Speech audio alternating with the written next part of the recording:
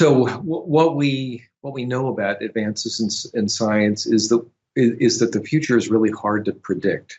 Who could have predicted a couple decades ago that we would have successfully decoded the human genome, and who would have predicted maybe in that same time period that the internet would have changed lives across the planet? So we hear predictions. In my world, I have colleagues that predict that human longevity is unlikely to extend more than 4 or 5 years beyond where it is today. There has been some recent publicity about some research that suggests that ultimate lifespans are somewhere in the range of 120 to 125 years, and there are bioscientists today who predict that the next generation will live to 200. And of course, there are people in bioengineering who believe that we can replicate life, and even if the machine begins to fail, that we can somehow retain life virtually perpetually. So it's tough to predict exactly where we'll be, but I think what we can safely assume, because there's been a fairly consistent level of progression in longevity over the last 150 years or so, is that lives are likely to be longer. How much longer they'll be, we don't know. And what that means is that it's even more important to focus on keeping people both health secure and financially secure for a longer period in their lives. Now, these are not just issues that affect older people. These are things that have to be discussed and thought about and planned for, really for young people as well. We all begin aging the moment we're born. Aging is the one characteristic that we all share.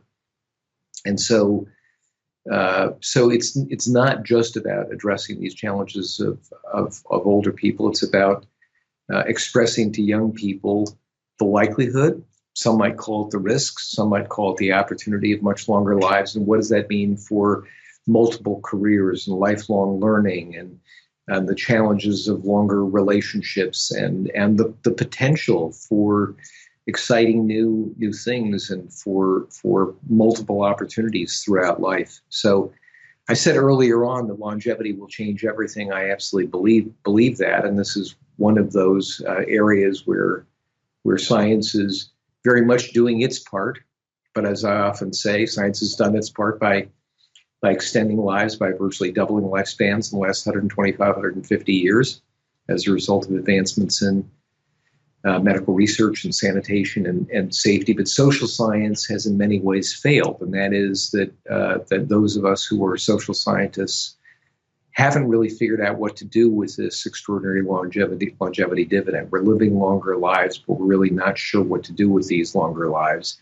And I think that's the great challenge, honestly, of the next number of years. Yes, science will continue to improve, and whether it's Art Levinson's Calico lab at Google, now Alphabet, or Craig Venter's lab in San Diego, or a lot what's going on at the NIH and NIA and various other places, that work will continue. But my question for your listeners, certainly, and my question for those in my field is as science continues to make this extraordinary progress, what are we going to do as social scientists? What are we going to do as policymakers, as philanthropists, as business people, to capitalize on this remarkable human capital development that really has no historical precedent? And what do we think about it? How do we talk about it?